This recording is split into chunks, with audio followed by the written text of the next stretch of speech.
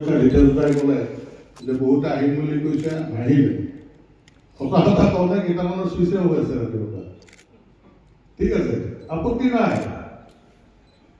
কিন্তু বহুতে আজি ৱৰ্কিং ডে, বহুতে কোম্পানীত চাকৰি কৰে, বহুতে কোম্পানীত চাকৰিৰ লগত দিলে তাতে। সেইকাৰণে কৈছে যে জয়ন্ত দা আপুনি আগবঢ়াওক, আমি আপোনাৰ লগত আছো। অসম মাতৃ ভাৰত মাতৃৰ কাৰণে আমি আপোনাৰ লগত আছো। আৰু সেইকাৰণে আজি আপোনালোকক মই অন্তৰৰ পৰা আপুনি জনাইছো যে অনাগত দিনত আজি অকল আপোনালোকৰ এটাই কথা, মুক্তভাৱে মই প্ৰথমে ক'লো নহয় বলদ গৰু, আজিকালি নাঙল চাঙল নহ'ল, নাঙল নেদেখা হ'ল। বলদ গৰু নহ'লে আগতে খেতিয়কৰ কোনো কাম নাই, কাৰণ বলদ গৰুৰ দ্বাৰা খেতি কৰা হৈছিল, হয়নে নহয়? হয়নে? এতিয়া এই বলদ গৰু ফ্ৰী হৈ আছে, কান্ধত নাঙল লগাই অসম মাতৃৰ সেৱাৰ কাৰণে আগুৱাই দিব লাগে নালাগে মুকলিভাৱে চিন্তা কৰিব। শুনা নাই জয়ন্ত দা, হৈ গ'ল আৰু বয়স হৈছে, তোৰ কাম নাই। অ'কে, কাম নাই যদি কাম নাই। আৰু যদি বোলে নহয় কাম আছে, আমি শেষ বিন্দু তেজ কৰিবলৈ চাপ পশ্চাত শেষ বিন্দু শেষ মুহূৰ্তলৈ মাতৃ সেৱাৰ বাবে আত্ম অপৰিণত কৰক, সেইটোৰ বাবে প্ৰস্তুত আছো। কেৱল মাত্ৰ আপোনালোকে মুক্ত মনেৰে আপোনালোকে নিৰ্দেশ দিয়ক, উপদেশ দিয়ক, আদেশ দিয়ক। আৰু সেইকাৰণে মই বহুতে ছ'চিয়েল মিডিয়াত মোকে নাচাবি, কিন্তু মই অন্তত গৌৰৱ কৰোঁ অসমৰ মই কিজানি সেইজন ৰাজনৈতিক কাৰ্যকৰ্তা যাক 90% সমৰ্থন কৰে।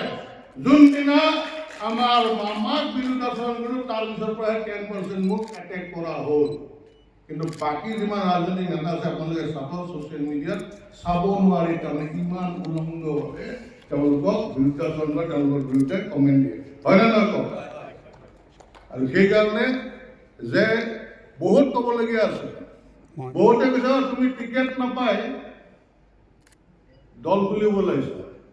বহুতে কৈছে যে 5,000ৰো ভোট পোৱা নাই, বেটাই বহুত লম্ফজম্প কৰিছিলি, দিছপুৰৰ ৰাইজে শিক্ষা দি দিলে তোক। তেতিয়া মই লগালগ প্ৰফাইলটো খুলি চাওঁ, সেয়া এজনো দিছপুৰৰ নহয়। ইয়াত দিছপুৰৰ মানুহ বহি আছে, মই কিন্তু অৰ্গেনাইজ কৰা নাই। অৰ্গেনাইজ কৰিলে এনেকুৱা হলত নহ'ব। দিছপুৰৰ মানুহ সেই 22,000 যোনে ভোট দিছে, তেওঁলোককো যদি খবৰ দিলোঁ হয়, তাতকৈ বেছি মানুহ আজি উপস্থিত হ'ল। কিন্তু আজি সেই হৰাৰ পিছত যদি মই EVM-ৰ কথা কওঁ, কি হাৰি উঠি গৈছে বেটাই, হয়নে নহয় কওক? সেইকাৰণে মই কোৱা নাই, এটা ষ্টেটমেণ্ট ওলাইছিল, সেইটো আপোনালোকে ছ'চিয়েল মিডিয়াত দেখিছে, কিন্তু সেইটো মোৰ ষ্টেটমেণ্টটো ইলেকশ্যনৰ ৰিজাল্টৰ পিছৰ নহয়, আগৰ।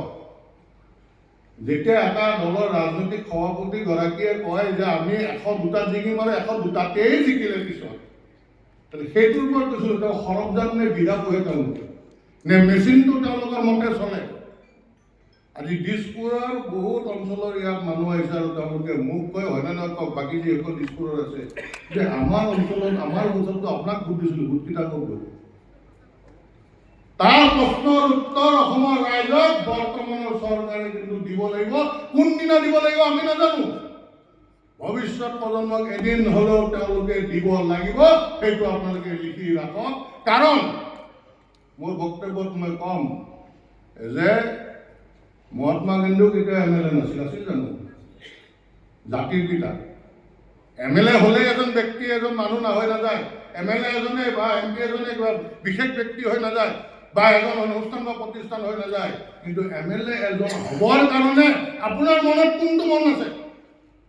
নিজৰ পকেট গৰম কৰি 14 গোষ্ঠীলৈ হাজাৰ হাজাৰ কোটি টকা ইনকাম কৰি সুৰক্ষিত কৰা নে দেশ মাতৃৰ সেৱা কৰা, সেই পাৰ্থক্যও আছে। আজি কিন্তু জয়ন্ত কুমাৰ দাসৰ মনত এটাই পুহি ৰাখিছিলোঁ যে যিটো বিধানসভাৰ মজিয়াৰ বাহিৰে ভিতৰে তলকৈ চাইকেল মাৰি, হাত পেডল চাইকেল মাৰি ঘূৰি ফুৰিছিলোঁ, সেই বিধানসভাৰ মজিয়াৰ ভিতৰত সোমাই অসমৰ প্ৰতিটো জাতি জনগোষ্ঠীৰ হৈ মাত মাতাৰ।